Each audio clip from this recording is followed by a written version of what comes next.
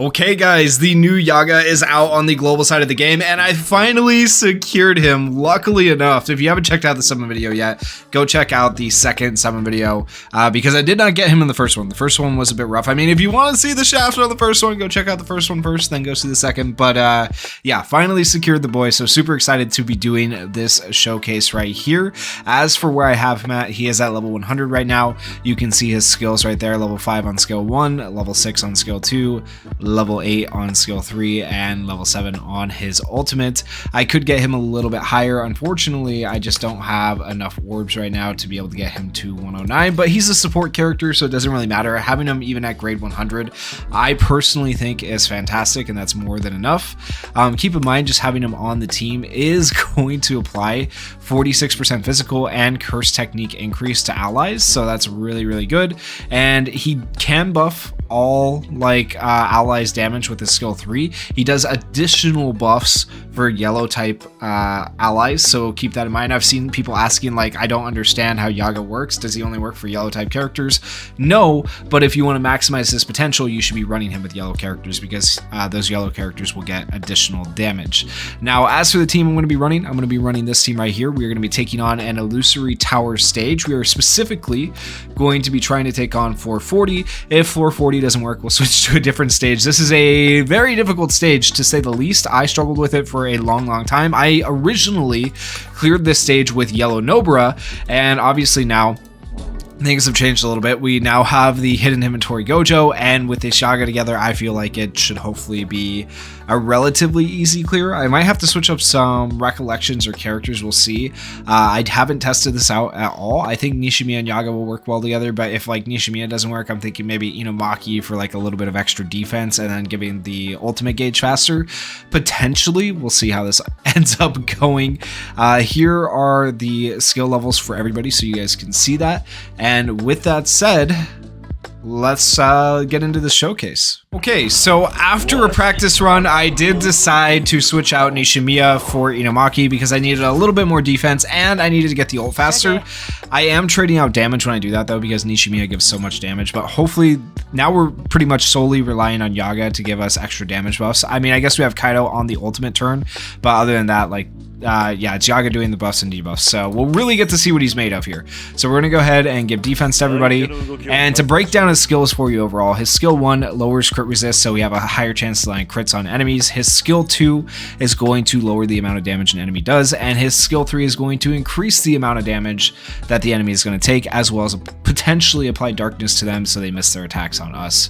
All these skills really good. I would personally be using his skill 3 more than anything if I was you guys, so we're going to go ahead and do that. We're going to apply some cursed energy here to give everybody cursed energy back. Specifically, it's good to run Kaido with YAGA so YAGA can continue to use his skill 3. And then we want to self-buff Gojo for the first 3 turns, because on turn 4, if everything works out, he should have his ultimate thanks to Inumaki and Unity from top to bottom.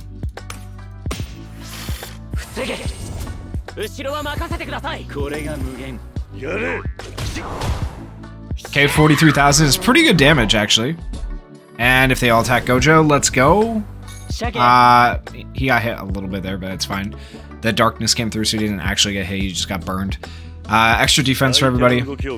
I think he can survive one more hit. I might be playing a risky game. I might just want to use the healing on him, but we'll go ahead and do this anyways. Self buff here. And debuff. 50,000 damage is pretty dang good. Honestly, I'm impressed with that. Alright, YAGA already has ult. That's fine. We do that. We do a skill 3. Give him some more. Actually, we should probably put the defense on him. Yeah. And we go for another self buff right here.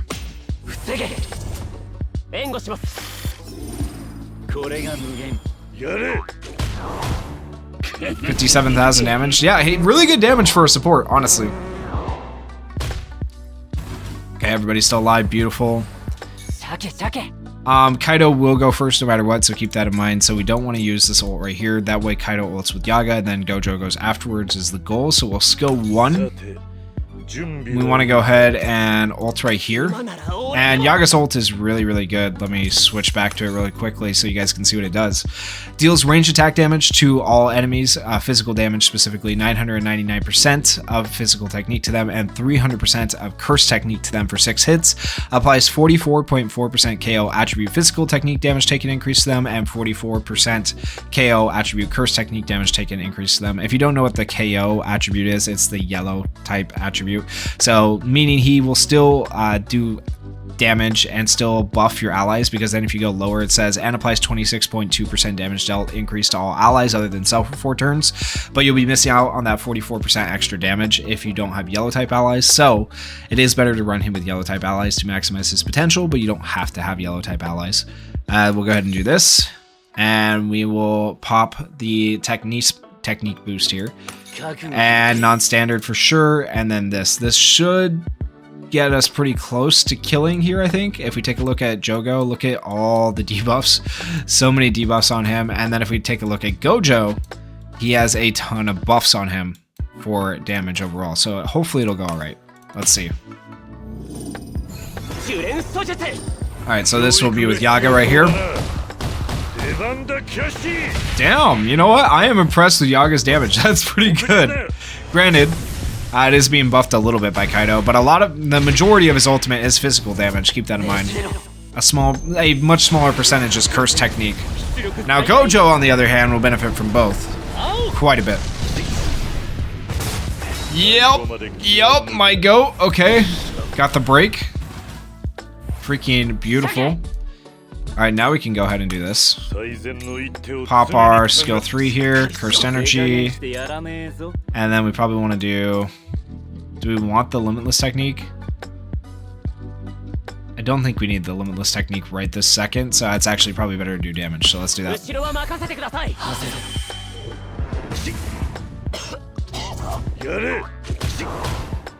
Okay. We're so close. Okay, still broken for one more turn. How much health does he have left? 305,000. I think we can do this. How much? He has quite a few yeah, he has a lot of debuffs on him. I think we just pop this. I think we got it. I think we have it right here. We should. Oh yeah. Let's freaking go. 440. In 6 turns, man. Easy peasy. That is Yaga for you. Yaga and Gojo together, absolutely freaking insane. Let me know what you guys thought of him down in the comments. And if you guys want me to do other stages, other showcases for this particular character, let me know as well. Maybe I'll do another showcase for him.